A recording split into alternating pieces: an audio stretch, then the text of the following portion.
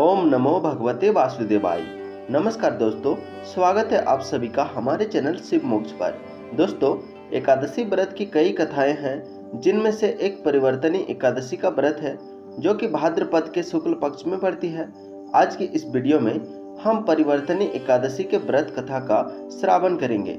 इस व्रत को करने से व्यक्ति पापों से मुक्त होकर मोक्ष प्राप्त करता है और इस कथा को सुनने या पढ़ने से हजारों अश्वमेघ यज्ञ करने के बराबर पुण्य प्राप्त करता है।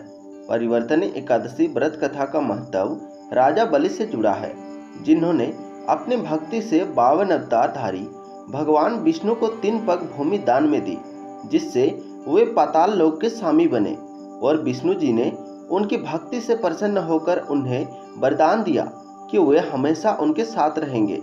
यह एकादशी भाद्रपद शुक्ल पक्ष में पड़ती है, जिस दिन भगवान विष्णु शयन करते हुए करवट लेते हैं, इसलिए इसे परिवर्तनी एकादशी कहते हैं। परिवर्तनी एकादशी 2025 की तिथि और समय।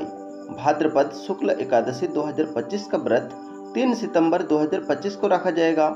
एकादशी आरंभ होगी 3 सितंबर 2025 को सुबह 3:53 पर और एकादशी का समापन होगा 4 सितंबर 2025 को सुबह 4:21 पर। और इसका व्रत कथा कुछ इस प्रकार के है।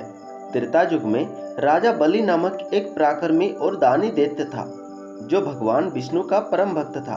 अपनी शक्तियों से उसने तीनों लोकों पर विजय प्राप्त कर ली थी, जिससे देवतागण चिंतित हो गए थे।